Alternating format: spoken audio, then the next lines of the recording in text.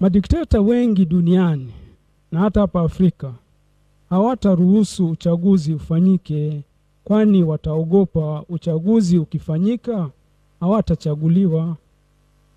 Na kama wataruhusu uchaguzi, wataharibu mifumo ya uchaguzi ili wabaki madarakani. Tanzania hatujafika huko.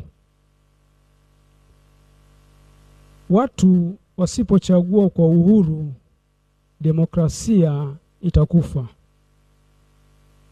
Hii ni nchi ya waelewa, nchi ya wastaarabu, nchi ya wachamungu na wenye kupenda demokrasia na amani.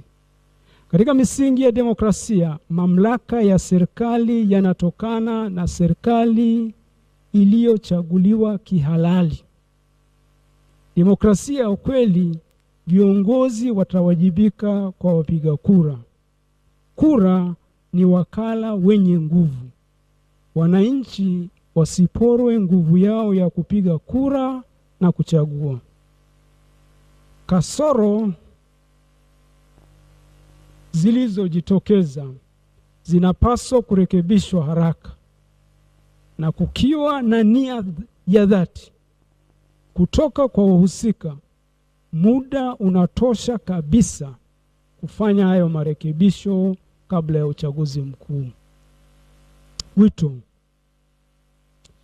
ya kwanza, tuiombee nchi yetu iwe nchi ya amani na kuwa na viongozi wa haki na wazalendo.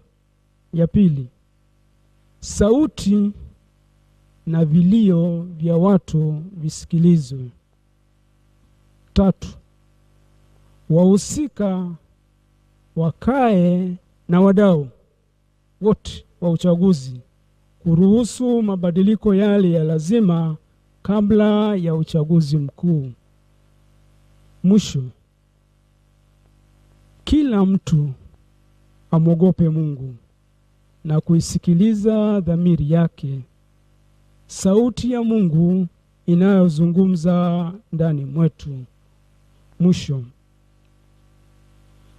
kwa ninyi ndugu zangu Wanalindi na wengine mlioko hapa na watu wote wenye mapenzi mema na nchi yetu, na watakia Pasaka njema ya furaha na amani. Mwaka huu taifa letu linajiandaa kwa ajili ya uchaguzi mkuu wa rais, wa bunge na madiwani. Maana ya uchaguzi ni kuwapa uhuru watu wachague mtu anayemtaka. Ndio maana tunafanya uchaguzi. Na maana ndio tunafanya uchaguzi wa vyama vingi, kulinganisha sauti. Lakini Watanzania, kinachotokea sasa ni kama hatulinganishi sauti. Tumeanza kupigana viatu. Kiona na mtu anakuzidi kwa sera, unaamua kutumia nguvu kumzima. Watanzania wengi wanalalamikia tume huru ya uchaguzi kwamba sio tume huru, na wanafanya hivyo kwa matukio yaliyotokea nyuma, uzoefu uliotokea nyuma. Ni wajibu wa serikali kuangalia upya malalamiko ya watu wake. Nafikiri vyama vingi ni sawa na hizi kwaya zilizoimba hapa. Kila mtu aimbe wimbo wake mzuri na kila mtu anachagua kwenda anakotaka. Hatulazimishi watu waende mahali wasikotaka. Bwana asifiwe. Imba wimbo mzuri unaovutia watu na wakaja kwako. Lakini hatulazimishi watu kwa fimbo, kwa bakora, waimbe wimbo usiotaka, unaotaka wewe. Na ndio maana ya demokrasia. Demokrasia ni kuwapa watu uhuru wa kuchagua wale wanaowataka. Watu waimbe sera zao. Viongozi wa siasa, vyama ambavyo vinasema upinzani, waanze sera. Waambie wananchi wanataka kuwafanyia nini. Mara nyingine rais baba wa taifa aliuliza, naona watu wanakimbilia Ikulu, kuna nini? Na mmetenda dhambi kwa kutaka kukimbilia Ikulu. Wanasema Ikulu ni mahali patakatifu. Sasa tunataka kugeuza Ikulu ni mahali pa lawama, kulaumu tu hata mazuri yanapofanyika. Kila mmoja, awe diwani, awe mbunge, na hata mheshimiwa rais, atangaze sera nzuri ili sisi tukimbilie sera zile anazosema.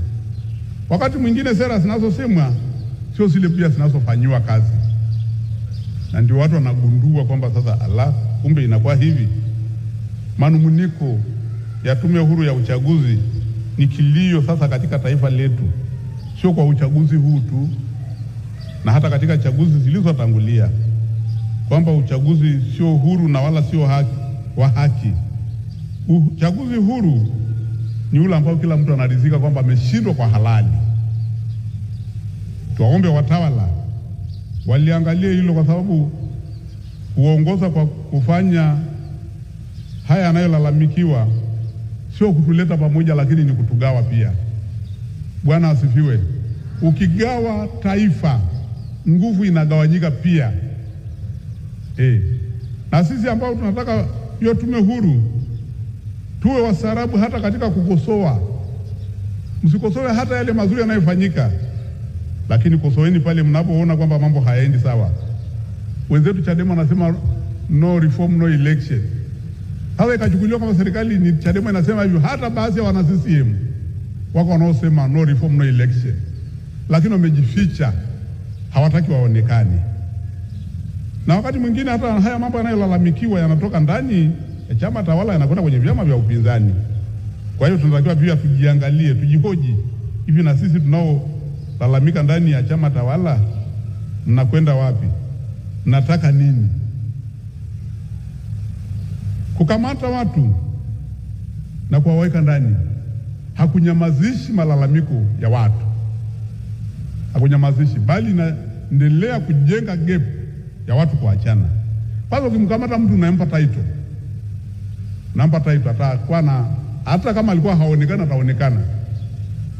Lakini ukimpuuza, lakini ukaendelea kusimamia misingi, atabweka mpaka ataacha tu. Angalia hata wakati wa maandamano, wakati ule maandamano alikuwa anazuiwa, watu walifanya, lakini baadaye serikali ikaja ikasema kumbe mnataka maandamano, andamaneni tu, na serikali ikawa inasindikiza kwa polisi. Mbona imeisha? Kwa hiyo wakati mwingine tuna provoke serikali ifanye yale ambayo hayataki kufanya ili tulete vurugu katika taifa. Hatutaki vurugu katika taifa letu. Tumepata uhuru bila kumwaga damu. Hatuhitaji damu ya watoto wetu imwagike kwa ajili ya vitu kama hivi vya siasa. Mgawanyiko katika taifa kuleta hata maadui wa nje waingie ndani ya taifa letu. Taifa letu ni kitu adimu sana. Kuna maadui wa nje wanaotuangalia. Haya tunayoyafanya ya kujaribu kutumia nguvu yanawafanya hao wanaofanyiwa hiyo walete maadui wa nje ndani ya taifa letu, wanawapitisha. Sasa mimi naomba